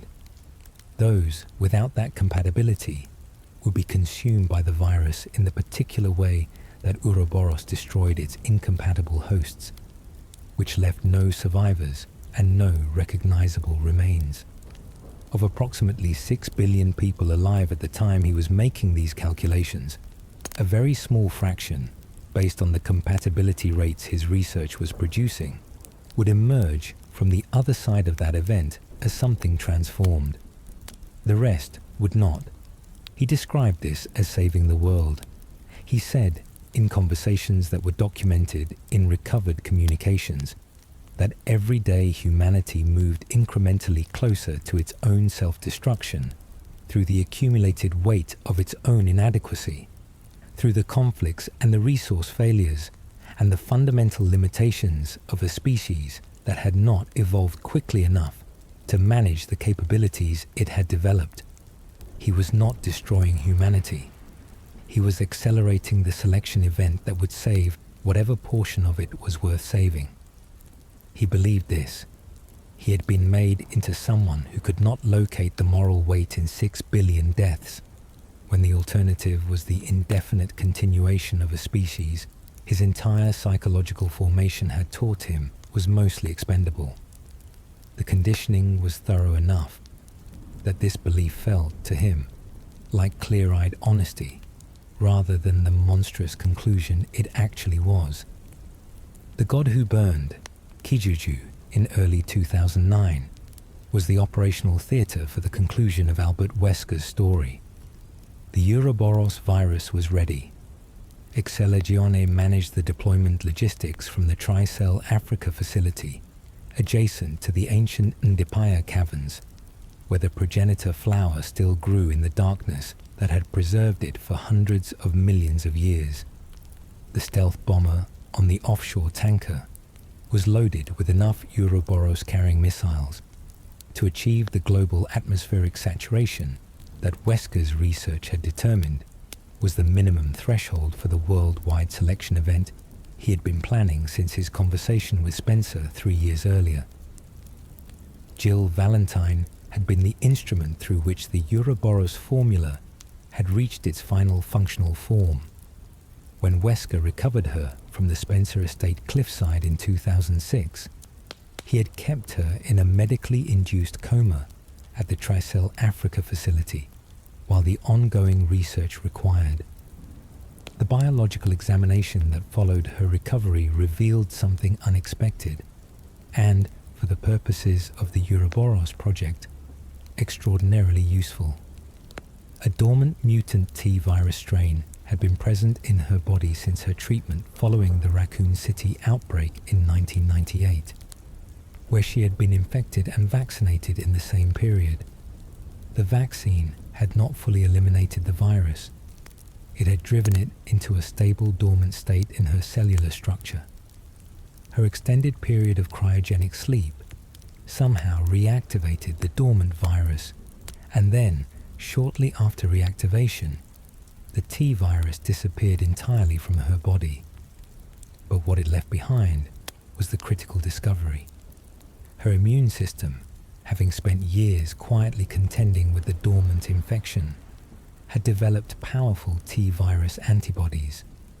The problem the Ouroboros research had been unable to solve was the virus's extreme lethality. The initial progenitor-derived formulation was far too virulent. It killed virtually every host without producing the stable transformation that Wesker's plan required. Jill's antibodies, applied iteratively to the Ouroboros cultures across nearly 3 years of refinement work, reduced the virus's toxicity to a level that allowed a narrow category of genetically compatible hosts to survive the infection long enough for transformation to occur. The mechanism was essentially selecting for those hosts through attrition. Everyone without the specific genetic trait would still die, but the deaths would now be the result of rejection, rather than simply overwhelming viral load. When the formula was complete, she was no longer needed as a research subject.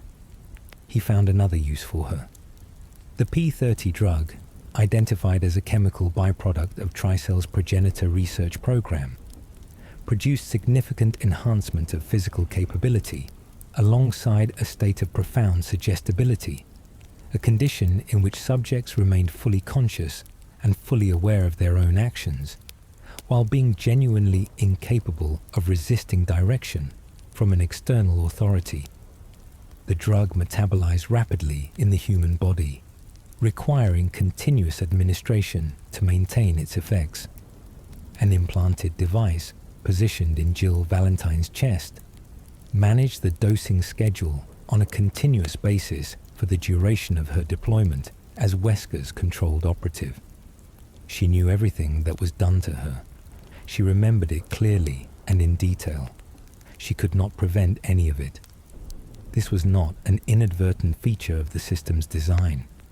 It was the specific outcome Wesker had chosen and implemented from a position of total authority over her situation, because he had decided that the most persistently capable person who had ever attempted to stop him deserved to experience the full and complete weight of her failure in a form she could not ignore or rationalize away.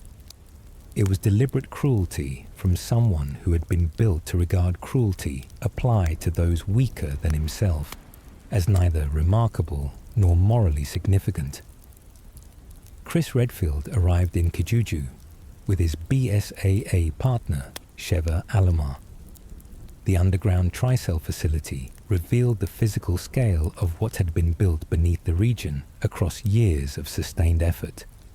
Thousands of stasis pods, human test subjects in various stages of viral development and transformation. The laboratory infrastructure of a research program that had been operating at an enormous scale without any external awareness of its existence or its goals. The documentation in the facility's terminals described the Ouroboros timeline in terms that were specific, clear, and entirely unambiguous about what was being prepared and when it was intended to occur. The hooded figure that had been operating alongside Wesker and Gionne in the field was Jill Valentine. When the mask was removed in the confrontation that followed, the distance between what Chris Redfield's professional composure could contain and what the moment actually required of him was visible in ways that his subsequent after-action reports would document carefully and would not quite succeed in adequately capturing. She was alive, she had been alive, and she was not free. Wesker offered 7 minutes to defeat him, with Jill to address the aftermath. The 7 minutes was not a sporting gesture.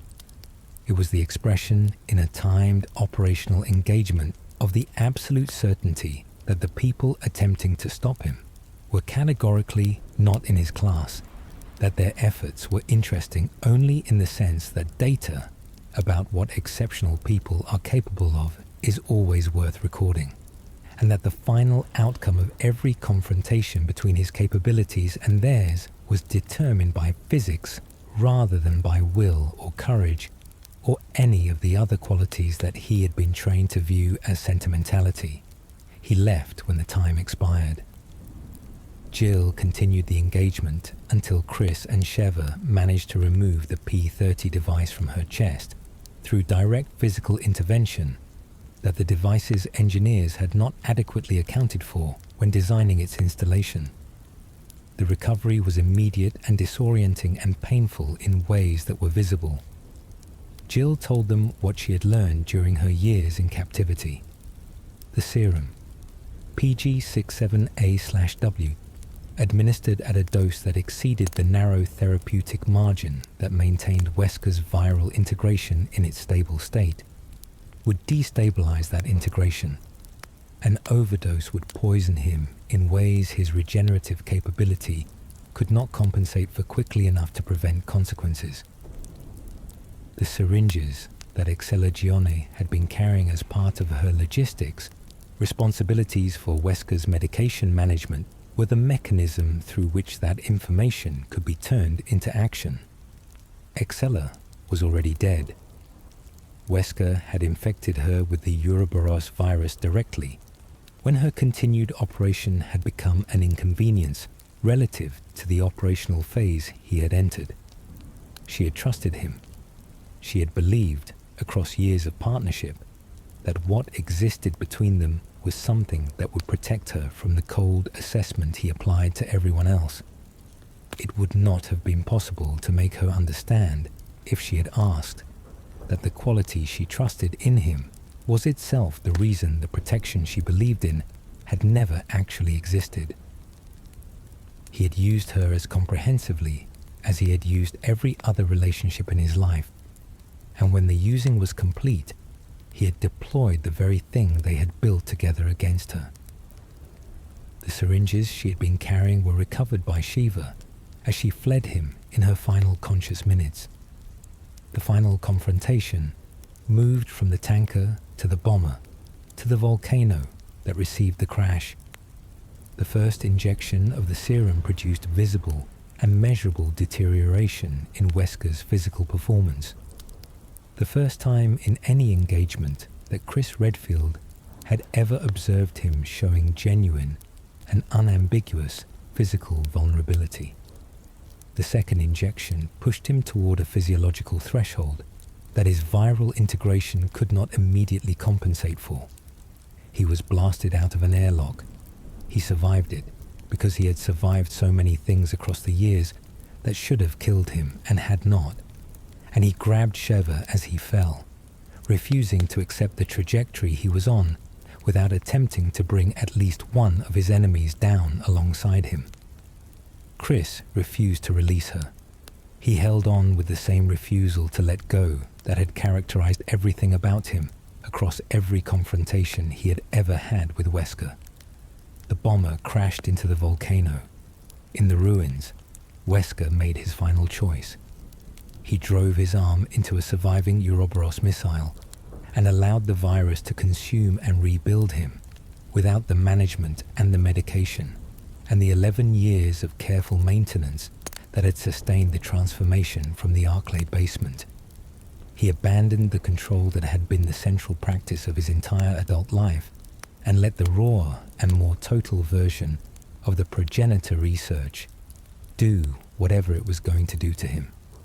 What emerged from that process chased Chris and Shiva through the volcanic terrain with the full destructive potential of a virus engineered to end human civilization as it currently existed, driven by something that had not characterized Wesker in any previous engagement.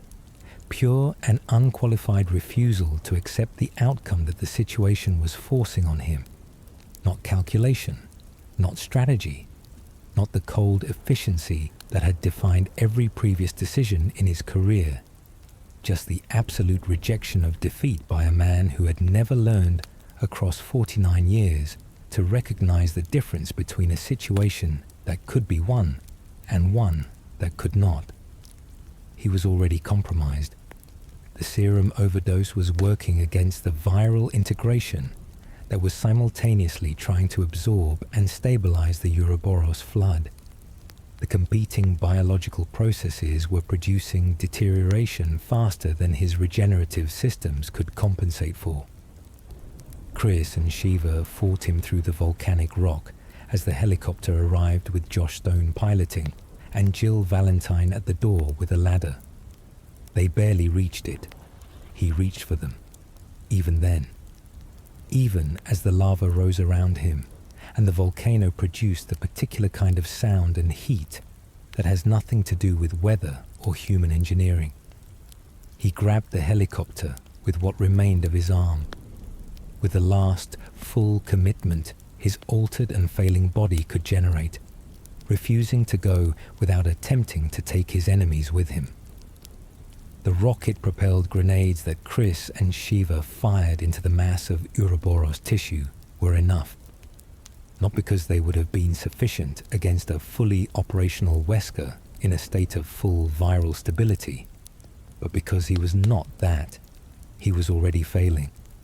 He was the accumulated product of every decision he had made since the night in the Spencer Mansion's basement, reaching its final accounting in a volcano in West Africa, while the ancient progenitor flower grew somewhere in the darkness beneath them, patient and unchanged, and entirely indifferent to everything that had been done with what it hosted. He went into the volcano. The news spread through every relevant network within hours. Ada Wong processed it with something that didn't fit within her professional vocabulary for her own responses. Alex Wesker, on Sign Island, accelerated her own research in directions that would produce consequences requiring resolution without him, without the person she had regarded as the closest thing to a genuine peer she had encountered in her own isolated operational existence. Jake Muller, the unacknowledged son in a fictional Eastern European country whose mother had raised him without his father's name or presence, carried in his blood a viral resistance inherited from a father who had never acknowledged his existence. This biological legacy would eventually make him one of the most significant individuals in the world several years after Wesker's death, in ways Wesker would never know about and would not have planned for.